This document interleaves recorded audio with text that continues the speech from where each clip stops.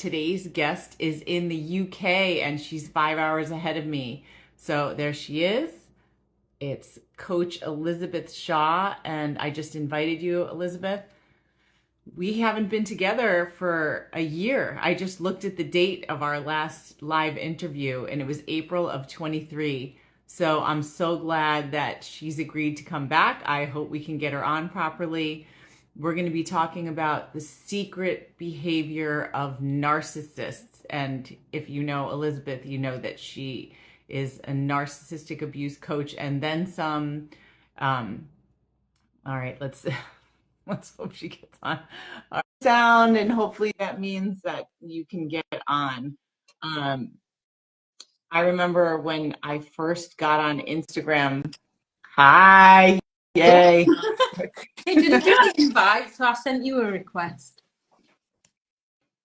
Yeah, I don't know why, but so good to see you. I was just saying that when I first got on Instagram years ago, yours I think was one of the first accounts that I started following, and that was part of my light bulb moment before we learned all about what narcissism was and then niching down into how narcissists act in the family court system. I was just like, oh my gosh, she's describing my life, and that's not what I thought that word meant at all, especially because I think the person that I was with was more covert and I'd never heard the terms and I didn't recognize any of the behaviors.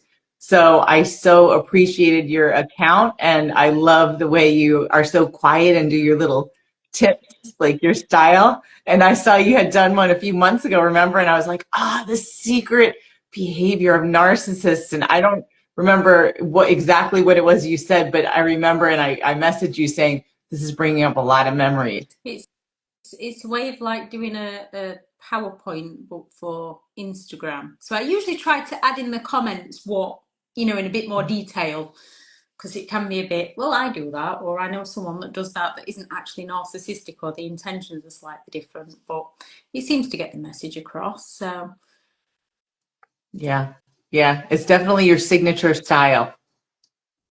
Yeah, it seems to have very effective approach. Yeah, so not broke. I'll not fix it yet. No, it's really good. It's really good. So narcissistic secret behavior. I was looking at something you did fairly recently, and I thought, I don't remember what that term means. Can you explain what dry begging is? Oh, dry begging. A lot of people haven't discovered that one. Yeah. That's when they indirectly ask you for something. So they know potentially that you've got the financial means and they might want something, a new TV, and they might just come at you. An adult child can go to their parent and just sort of say, oh, I wish I was able to afford whatever it is that they're after, and sort of just hint at the pain and the suffering they're in because they haven't got whatever it is that like a big TV, until you sort of feel guilty enough to offer to get it for them. Yet there's a double twist to this, because then when you offer to get it for them, when they then accuse you, when the narcissist accuses you of never doing anything for them, and you say to them, hey, what about this time I did that for you or brought you this? And they can then just turn around and say, well, I never asked you to, because technically they never actually asked you. They just made you feel that concerned or that guilty, that you felt like obliged to do something or to provide something or for them, without them actually saying, hey, would you mind getting this for me? Would you mind getting that for me? Yeah, so very indirect manipulation. More covert. Yeah, I mean, it makes me think of the term igniting someone's empathy, where they can't get away with it with certain kinds of people, because some people would just be like, oh, too bad you can't afford it, sorry. And I think once you've kind of got used to the person and how they are and the things they do, and you can recognize when they're doing it yet again, you get to a point where you're like, no, sorry. You can still feel bad that you're not providing it, but then all of a sudden they become offended and then they stop speaking to you because they're used to you providing it for them. So then when you don't, they accuse you of not caring about them or being stubborn or being awkward. So again, you're the one on the sort of side of things where you're trying to work out, ooh, is it me? Is it them? Yeah. So speaking of that, I was thinking how I know you go over different behaviors of psychopaths or how to tell if someone's toxic. I wondered if we could maybe flip it to the other side and get to the types of people that narcissists go after.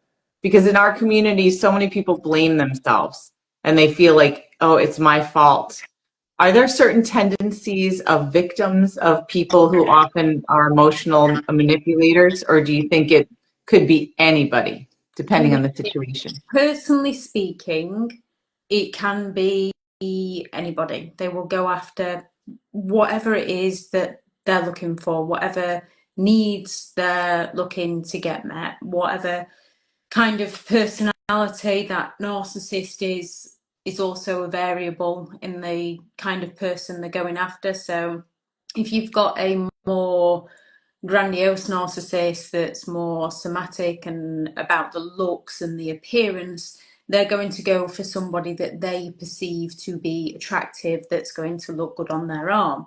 Or if they're grandiose on the materialistic items, they're going to go for somebody in high power with nice homes and nice cars.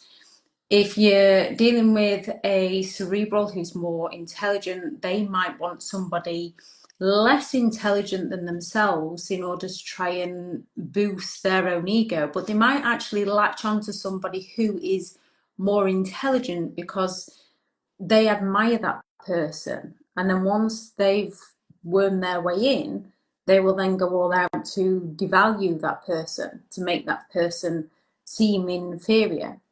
They can also sort of, they can be attracted to people and things that they're envious of as such, but it might not come across as envy to begin with. They can just have a strong desire towards someone or something, and they can have that sort of admiration for it. So a bit parasitic, they go and join that person for the ride because that person's got a quality that they admire, yet as the relationship progresses, that quality is triggering their envy. So then the narcissist seeks to, you'll often find that the things that they claim to be attracted to are the things that they devalue you on. Because it's triggering their envy, then they're going to start to try and tear you down over that thing and make you feel like you're not good enough or not worthy or not capable because it threatens their ego. So there's nothing you can change about who you are as a person to sort of make sure they don't come after you. The only thing you can do is stick to your boundaries, not give in, get to know people for who they are and not who they're selling themselves to be, because they really don't like boundaries. So the more you say no to them, again, some will see this as a challenge. So even if you've got boundaries in place, some narcissistic people will be like, oh, game on, let's see whether we can. And in some cases, a narcissistic individual can actually become obsessed with somebody who's rejecting them because they don't like that rejection. So the more you've got, They want to win. yeah, the more you've got your boundaries up, the more you've got your guard up to protect yourself from these kinds of people, the more, not all of them, some will walk away a lot easier than others, but some will become very obsessed with you in obtaining you because you're sort of like an object to them. Yeah, yeah, like something to conquer. Yeah, not all Yeah, of them. Again, it depends on the individual narcissistic person and what they're technically after. yeah. So let's get into a little bit of their secretive behaviors. Are there things that we should be aware of in the beginning?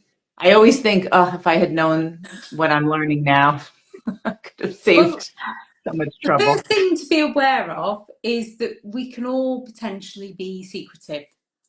We can all display secretive behaviours. We can all have things that we're perhaps ashamed of or we wouldn't particularly like somebody else to know or isn't anyone else's business. We can all have sort of a business where we've got information on our computers or our phones that's personal, that you can't show to other people, so to speak.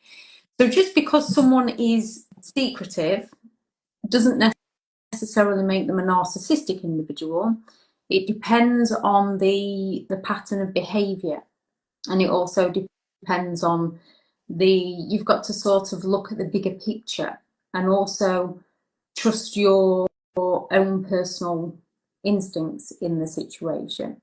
So we can all get to a point where we're reluctant to share certain bits of information to sort of protect our own privacy. There's nothing wrong with having our own privacy.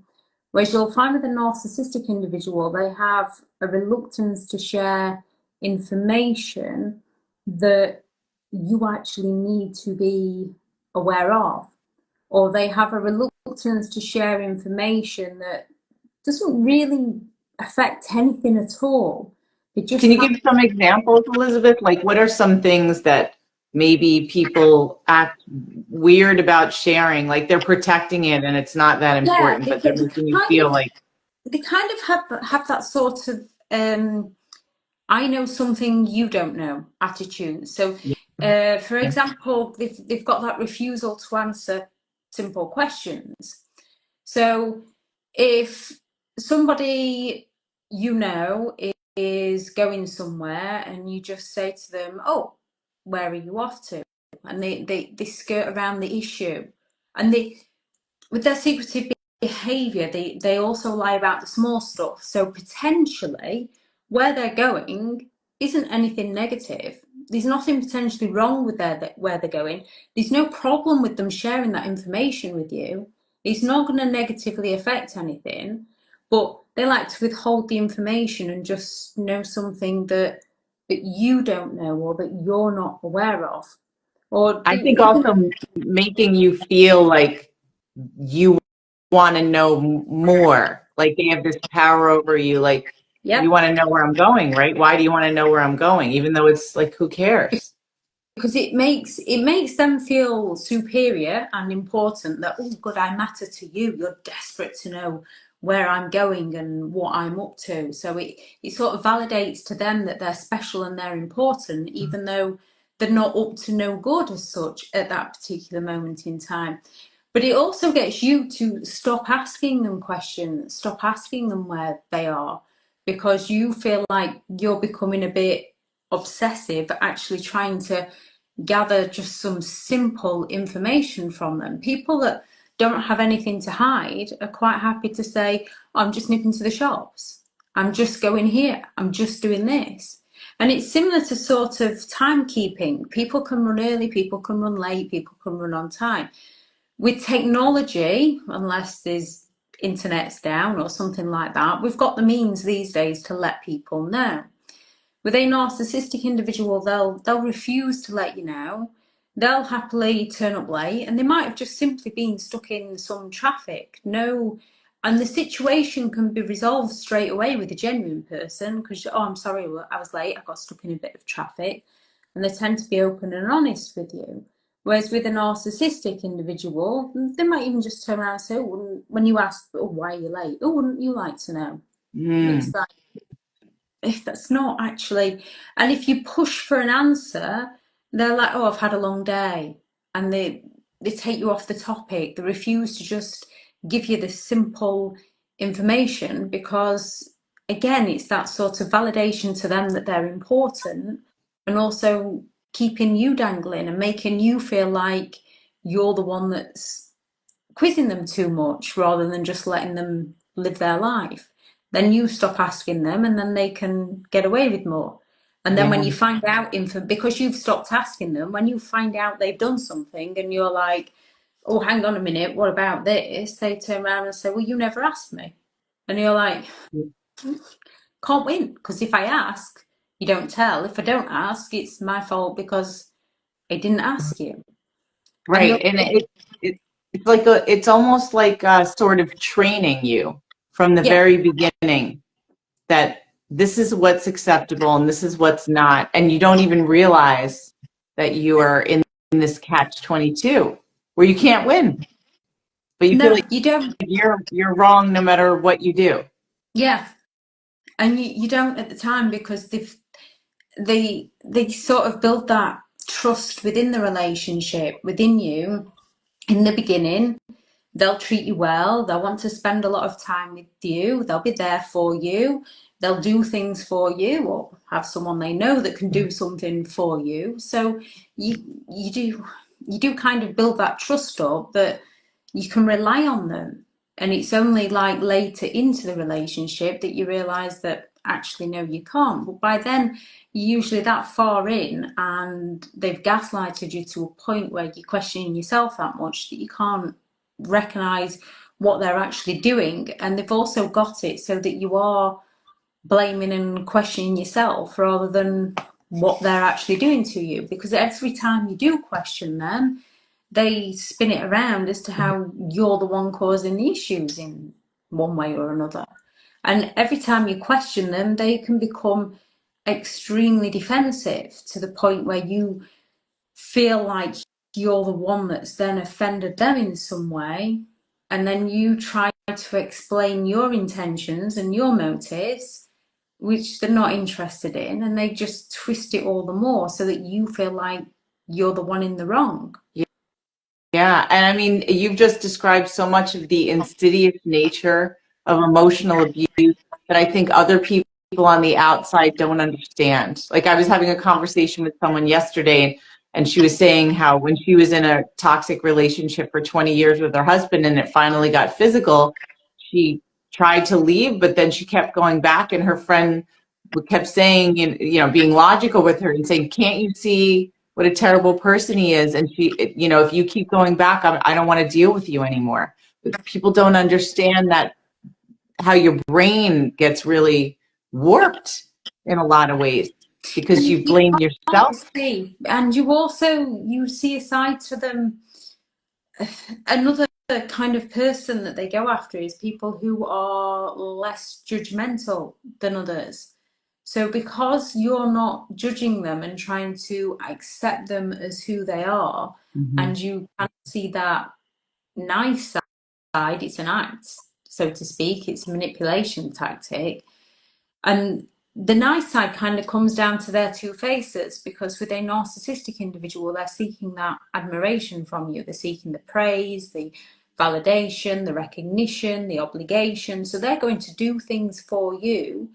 And it seems like it's out of the goodness of their own heart, but every action's a transaction. They're looking to get something in return from you, even if that's just down to appearing good, looking like the nice person. So because they can actually treat you well at times, and then when they're not treating you very nicely, they find a way to, or they already have, devalued you, and then they blame you for their changing character.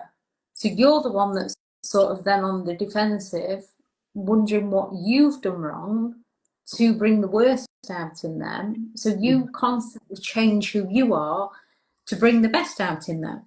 And when they're getting the attention they believe they're entitled to, they act nice again.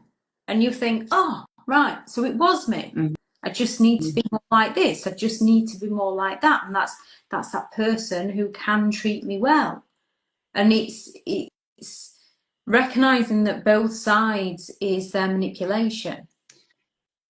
Yeah, and And chipping I away think, the whole time at your self-confidence yeah, and self-esteem. yep. And I think the other thing is, we all know that we can, especially if you've been around a narcissistic individual, we can have a side to us that we don't particularly like. They can provoke our frustration and anger, and we can lash out, we can start shouting, we can start screaming. It's human nature. So Mhm. because we can recognize that, actually I can behave in that way to an extent, we then sort of justify and excuse their behavior and think, and they're also gaslighting by telling you things like it's not that bad, or you're overreacting, you're reading too much into things. So they're basically brainwashing you, so you're not quite sure what to think or feel anymore. And then excuse me, you've kind of then only got them for that validation. Yeah. You Yeah. don't want to speak to outside people because you become afraid of judgment. The narcissist is potentially telling you that no one's going to believe you, no one's going to trust you. They're telling you that you're the crazy one. They've got you in a state where you potentially feel depressed or feel like you're going crazy. So you feel like you are now the issue in the dynamics of the situation. And then it's very hard to escape from them because you believe they're the only one that's understanding you and that will be there for you. And then you've got things like financial abuse and children in the mix as well, and it's not so easy to get away from.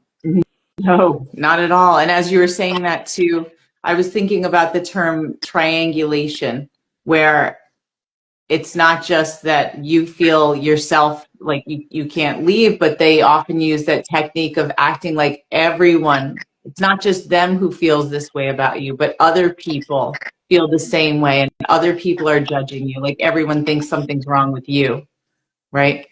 Yeah, and they've also usually isolated you from people. They can technically manipulate it so they've isolated you from people, or they manipulate it in a way where you've become that stressed and depressed and anxious that you isolate yourself from people. So they can compare you to other people so that you start questioning your abilities and your judgment. They can start claiming that friends interfere too much. So you try not to take on board your friend or your family member's opinion because the narcissist is planting those seeds of doubt in your mind that it's your friend or your family member that's the problem. They claim they don't trust that friend or family member of yours, and they plant the seeds and then they help them grow to the point where the actual person that you can't trust is the one that you seem to then think is the only one left to trust. Yeah. Or they keep you that busy and that occupied that you're that stressed and you're that miserable and you think you've got the issues and you've become that anxious that you're then worried what other people think of you, because they can start telling you that, oh, they talk about you behind your back, or they said this to so and so about you. Right. And So you then when you do believe it. yeah, when you go and meet up with your friends and they've been saying, oh, they've been saying this, and you're like, oh, they've been, and you do get that sort of sense of paranoia drilled into you by the narcissist, but then you're actually experiencing that paranoia because you're stood there thinking, oh, they've said I can't trust them, and they've said that they said this about me, and you start to distance yourself from people because you no longer know who to trust, and you also, in one sense, know that you can't trust your own judgment anymore because it's been messed with by a narcissistic individual. However, they manage to get it still in some way that you're the one that blames yourself and questions yourself and doubts yourself rather than blaming the actual person who's doing those things to you. Narcissistic individuals happily go around blaming anyone and everyone other than themselves, whereas the victim often ends up questioning themselves on what they've done wrong and how they've offended someone and how they can improve. Yeah, now you're making me think of this memory from years ago. We live in this neighborhood, and most of the neighbors were really, really friendly. But there was this woman that and her husband that lived across the street, and my ex once got a ride to the train station to go to work with this woman's husband. And he came back and he was like, yeah, he really doesn't like you. Like, but he didn't say why. And I was kind of like, I don't know what I did, but I always felt like those neighbors were really distant. And years later, after my ex had moved out, the woman, the wife, stopped me in the street and we started talking. And she was actually really nice. And then we started talking a little more deeply. Like the next time she came around the block, and she said something about my ex-husband, and she was like, he was. She goes, I hate to say this, but I'm really glad you're not together anymore. And I said, really? And she said, my husband and I always used to call him the psychopath. And I was like, what? And she goes, yeah, he always was felt like really, really creepy. And we felt so bad for you for being with someone like that. And I said, he told me that you guys like didn't like me. And she goes, oh my God. So it was like 15 years of living Like, across the street from someone that then I became really good friends with, but because I believed something that was completely false. That was like a game with my ex. that's the other thing. In one sense, because the person you're with can kind of give off those bad vibes to certain people, and it's often, I don't quite know how they do it, but it's often the people that sort of call them a psychopath or believe they look or act like a psychopath that don't buy into the narcissist or the psychopath's behaviors. It's often those people that the narcissist tries to separate those in their circle away from, to sort of triangulate them. And because you've kind of been separated both ways, those people aren't quite sure whether they can approach you. Yeah. So when you are with them, you've got that sort of double thing where you've got those people that aren't quite sure of how to take you or how to speak to you, and then you're sort of in that same predicament with them. So you don't really give off good sort of vibes towards each other or good energy towards each other. And that backs up what the narcissist is telling you and them about each other, Right. which And helps them to that's drive so people. isolating. Yeah. And then they continue to manipulate to get their own way. Yeah. Let's talk about how they also, on another level, because I know this is really common in this community, where a narcissist will insert themselves in certain groups, either religious groups or charities or things like that, and how that just I know compounds. I'm currently doing that. All right. Talk about that a bit, because I think a lot of people feel like I'm in this community and my narcissistic partner is a leader or deeply in this very helpful, positive reputation group of people, and they think I'm the problem and I can't do anything about it. The communal, compassionate, narcissistic type. These are very, very interesting. And before we start, you can have lots of genuine people in these communities that are there to help and to support each other. What you'll notice again with the narcissistic types in these communities is back to their secretive behavior. They're extremely secretive in what the information that they give to certain groups of people, and making sure that certain paths don't cross. And if anyone tries to speak out against them, they will go all out to scapegoat that person to make that individual look like the problem, look like they're causing drama, causing trouble, so that the narcissist can continue. And with their two faces again, because they've got that, they're seeking that admiration from people, the narcissistic individual will be turning up the charm. They'll be doing things for people. They'll be seemingly incredibly helpful. And because they're getting the praise and the thanks and the recognition, this is sort of their driving force to continue to seemingly look supportive in front of others. Now, the narcissist might go home to their spouse, and then they'll be talking badly of all the people they've been helping and how hard done to they are and how much they've had to do to help everybody else out. But they have it in a way where those that they're helping can't see what they're doing. And it's all about them gaining that validation and that recognition from people.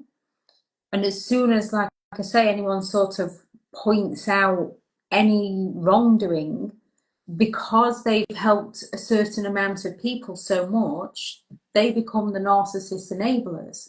They then support them and say, oh no, not them, no, they do this, they do that, they've been so helpful towards me. And the narcissist also does it in a way where anyone who could potentially expose them, they've already smeared that person's name. However, they often do it in a friendly way. So, or what's the word? They often do it in a where they're seemingly well-meaning. So if someone is picking up on the narcissist tendencies and can potentially speak out, the narcissist will then go to individuals and sort of, oh, I'm ever so concerned about this person. I've heard they've picked up some drinking issues, or Yeah. and they sort of they blacken that person's name, they ruin the person's reputation, but they do it with what seemingly is well-meaning intentions. And then they're blackening someone's name, and then they're, oh, let me help you carry those groceries. Oh, let me help you do this. So you're like, oh, they're such a wonderful person, aren't they? They're so nice. And you can't technically expose them. You've got to let the compassionate expose themselves, because people do see eventually, and you can't. We often get to the point where we also, well-meaningly, want to protect people. I want to say, hey, this person is doing this to you. It works in the narcissist's favor. Right. It helps them scapegoat you. The actual best way to sort of expose them in that situation is by breaking free from the situation, so that people start to question, oh, I wonder why they've left. I wonder why they're not. Yes, this is why people can also be secretive, because you've not been forthcoming with the information, but you're not being forthcoming with the information because you know it's information that's going to fall on deaf ears. You know you can't make them hear what they're not ready to see or what they can't see. So by you sort of distancing yourself, it causes those questions in other people.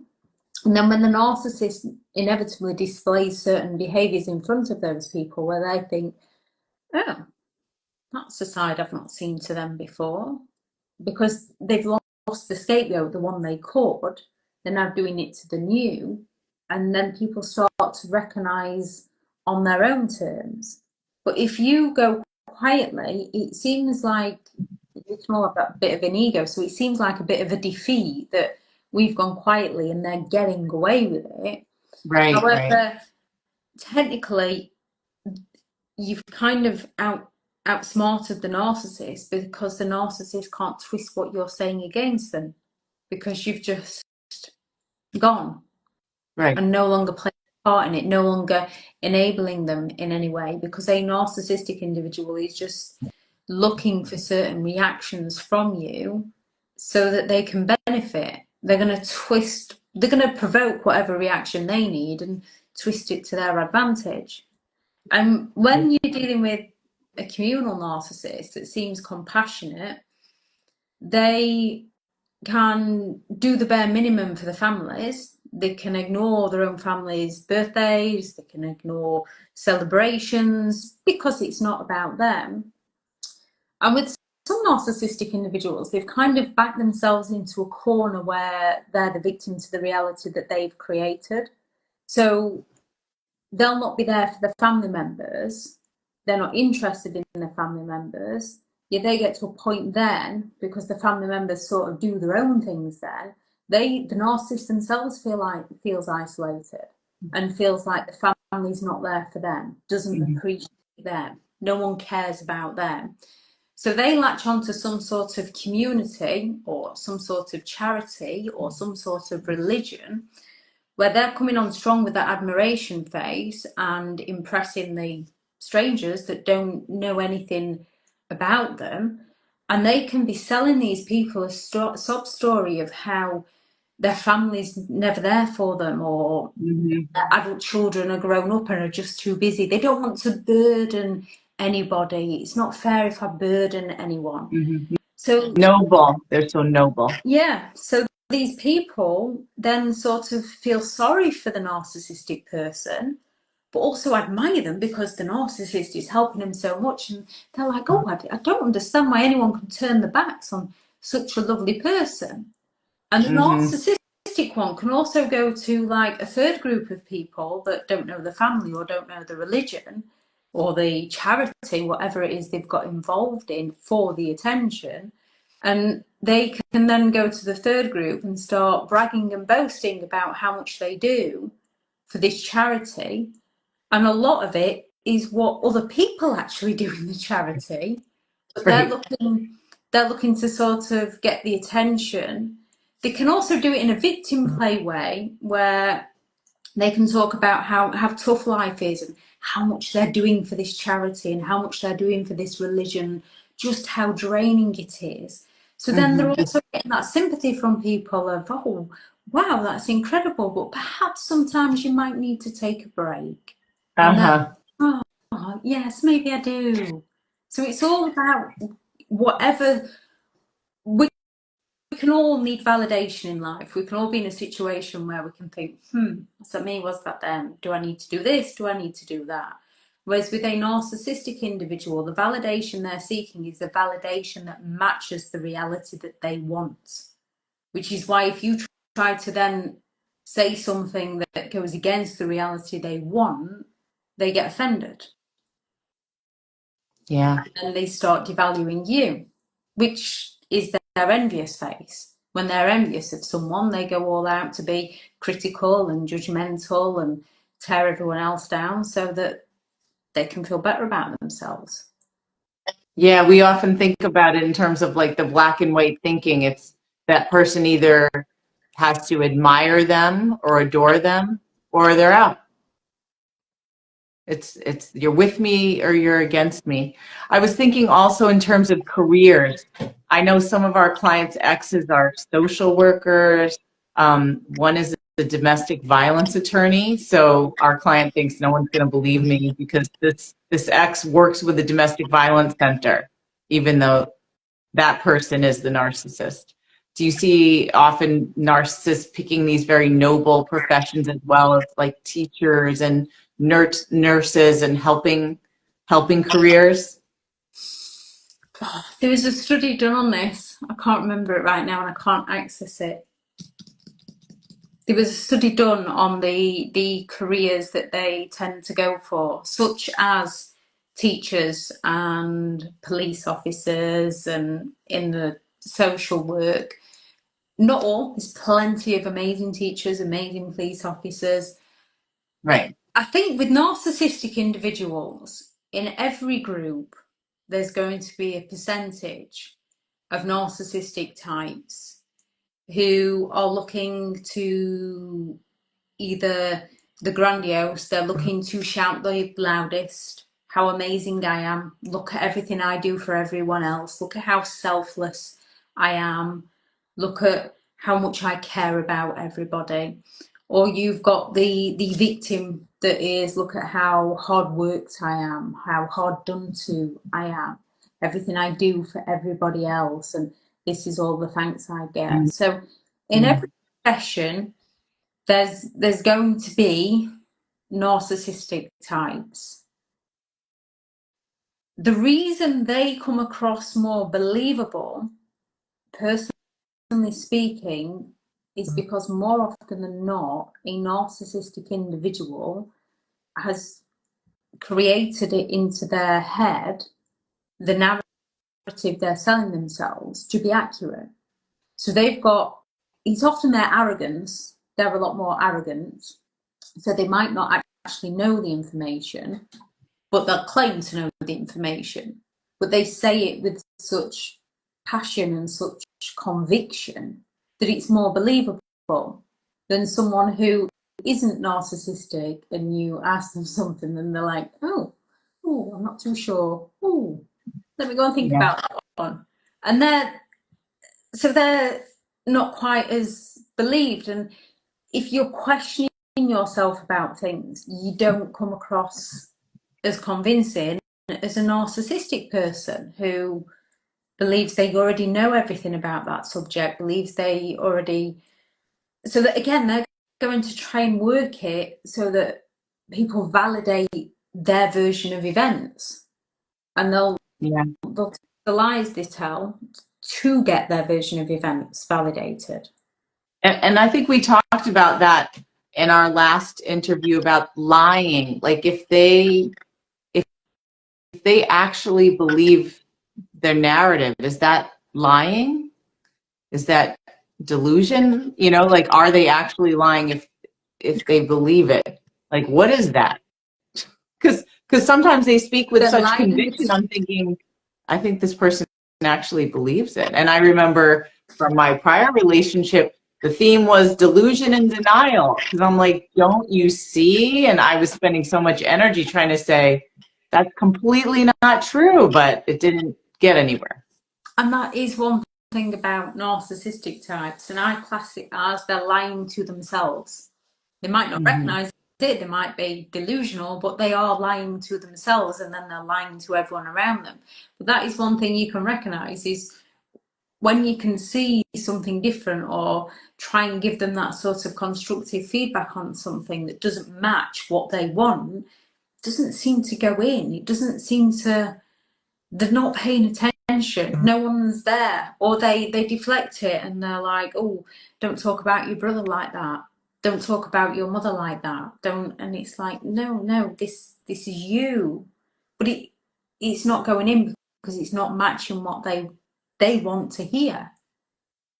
Yeah. So yeah, they are kind of lying to themselves, and as they're lying to themselves, it makes their lies more convincing when they're lying to other people because they believe the lies that they're selling to themselves. Not all of them, some know full well, and it's just a game of manipulation, and they've got that sort of sadistic side to them, so they're enjoying causing you that confusion and that frustration. They're secretive, they're enjoying knowing something that you don't know. So even if they know what you're saying to them to be true, if it doesn't match their narrative, they might know the truth, but they're not going to let you know that they know the truth. Mm-hmm. So, all these head games. So, what are some ways that narcissists can secretly sabotage your life? Secretly sabotage is plenty of them. I know you had done one of your things. I loved it. And I was like, I'm going to ask her that question. Yeah, when it comes to narcissistic people and secretly sabotaging your life, it's usually the covert methods that they go for in order to undermine you. So it can be simple things like weaponized incompetence. So if you've got an important job interview coming up, and they're like, don't worry about the home, don't worry about the children, don't worry about, I will take care of all of that for you. You go and focus on what you need to focus on. So you can go and lock yourself in a room to prepare for a job interview or a test or whatever it is. Only they do it badly on purpose. And then when you come out, instead of being sort of refreshed, you can see 25 jobs that needs to get done and nothing's in order and everything's in absolute chaos. Yep. And naturally then sort of be like, oh, you can react at them, to which they get offended. They turn around and, well, I tried to do my best. And then Well, I tried. you don't appreciate anything that I do. Don't ask me to do anything for you again. Nothing's ever good enough for you with their projection because nothing's ever good enough for them. Right. So they can sabotage you in that way. They can sabotage you by hiding information. And this works in divorce situations when children are involved. If you need medical attention for your children and you need permission, they will hide certain bits of information from you so that you have to drag them to court every time to try and get the information, to try and get the child, and it's the child that needs it, it's the child that suffers, because they just want to feel like they're important. They want to feel like they're valid. With some narcissistic individuals, you can kind of work around this by sucking up to them. But obviously, for plenty of reasons, people don't want to suck up to them. People don't want to be pretty please, may I have? you have to stroke their ego. I really need this information. And with some narcissistic individuals, once they know you need that information, they're not going to give you that information. Oh my Because God, Elizabeth, now you're bringing up like a memory I have to talk about. So one thing, especially regarding the kids, and we know that, and family court, that's our realm that we work in all the time, is discovery. And during a divorce or post-judgment, people are supposed to share their financials so that the court can divide up the assets. And in my case, my part during the time that we were getting divorced, my son was getting ready to go to college. And so in America with college, when you apply for financial aid, both parents have to submit their tax returns and documents to the college, so the college can decide how much aid you need. And so my ex-husband refused to supply that information to all of the colleges that our son applied to. So he effectively was trying to sabotage his ability to go to college. And the court would say, sir, don't you understand, if you don't supply this, your son is going to suffer. He didn't care. And it was just like unbelievable. And the rest of the world who doesn't understand narcissism is like, what parent would do that to their child? And I'm like, a lot of parents do that. It does exist. I had something very similar with my brother. He was wanting to go to university, but in order to get a student finance loan to go to university, both parents had to declare their income, Yeah. which one parent more than happily declared their income, and the other parent, no way. And he couldn't afford it on his own. Right. He didn't have the job, and even if he got a job, it wouldn't be enough to cover the university costs and be able to do the course full time. But they flat out refused to give the information, because I can remember my brother coming in and saying, if you might as well give up at school because you're not going to uni, we can't afford it, and they're not going to provide the information for you to be able to go. They're not providing the info. Now, luckily, my brother's a very smart, he's a grown man now, but he was a very smart kid, he's a very smart grown man. He managed to then go to college and then do part-time uni along with, and he got there eventually. Right. But it could have gone so much smoother if he'd have just provided the simple information. But that is part of the secretive behaviour, because it was all down to the fact that he didn't want to know, he didn't want other people to know his financial status. I think it's a form of punishment too, to the kid. Yeah.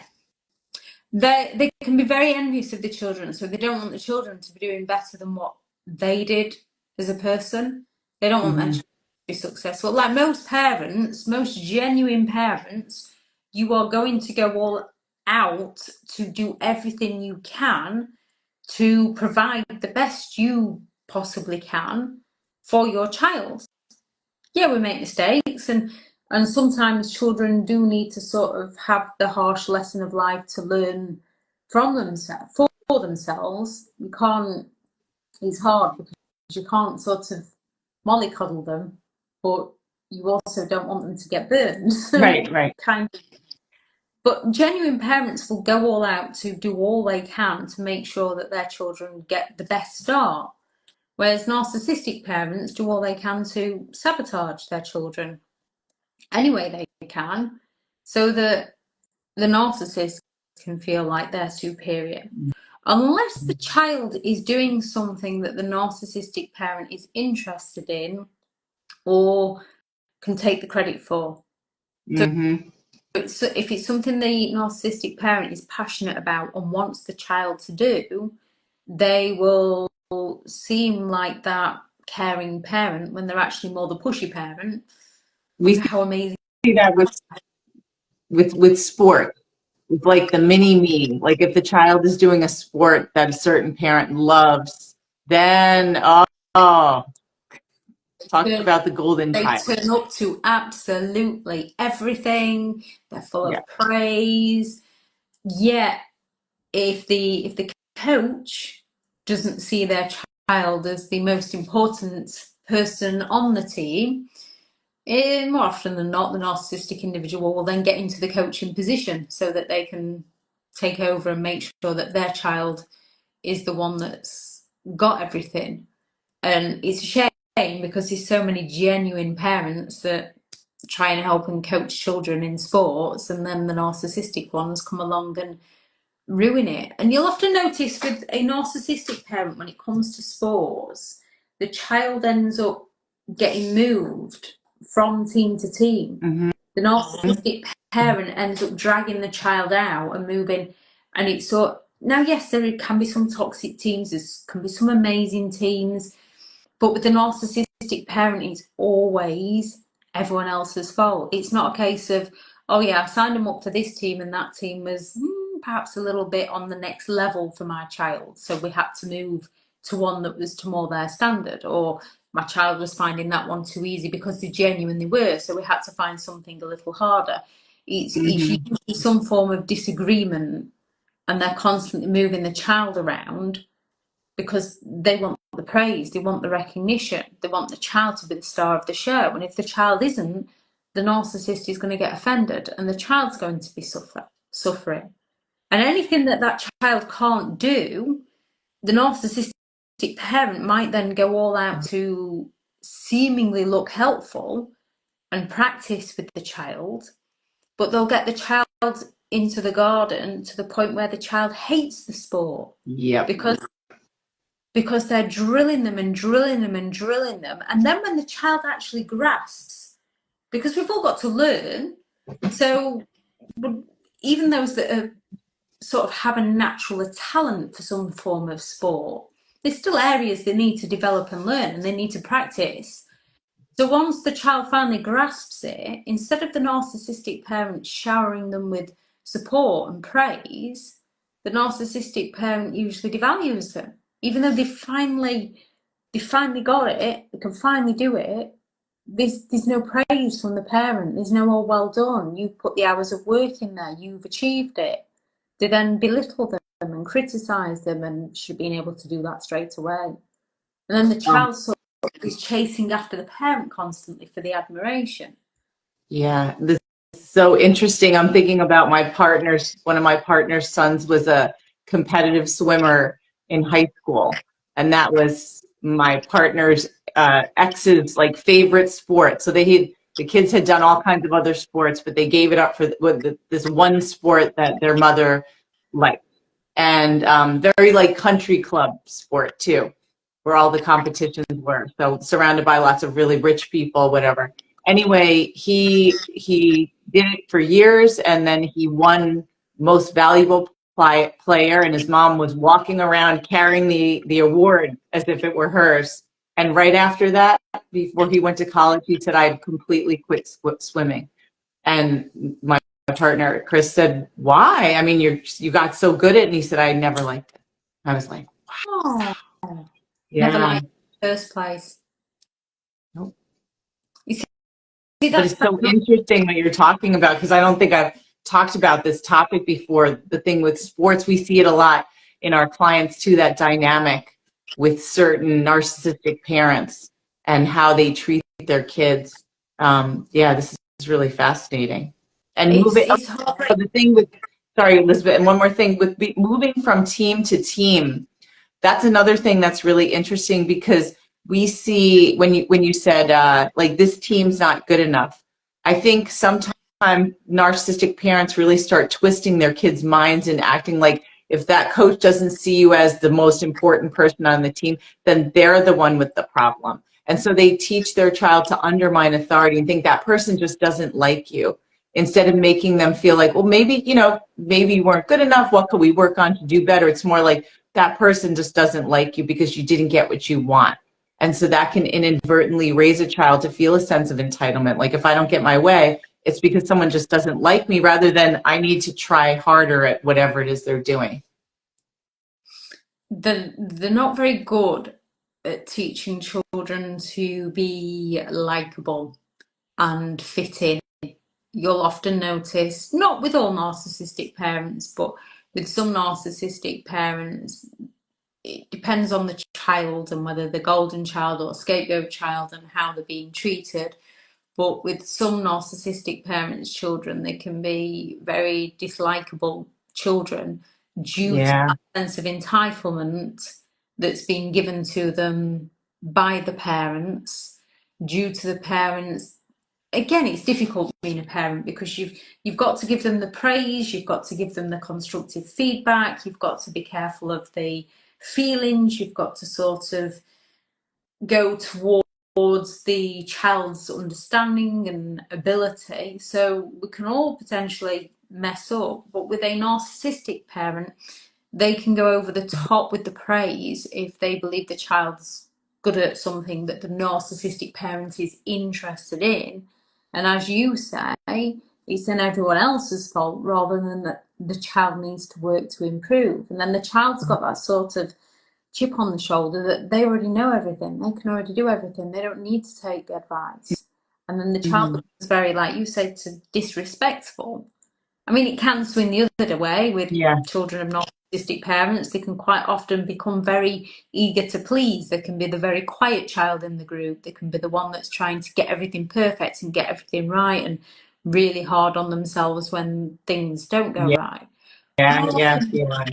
More often than not, though, if they've had a good game or an award, the parent takes the credit. And if they hadn't, then the parent drills into the child, lays into the child. If the parents are separated and the narcissistic parent's supposed to have the child for the weekend and they've taken the child to a sporting event and the child hasn't performed how the parent wanted, they'll just go and drop them off at the other parent's house with no warning. The other parent's like not expecting the child that weekend, made plans, but hey, the kid didn't play well. There you go. Have them back. Yeah.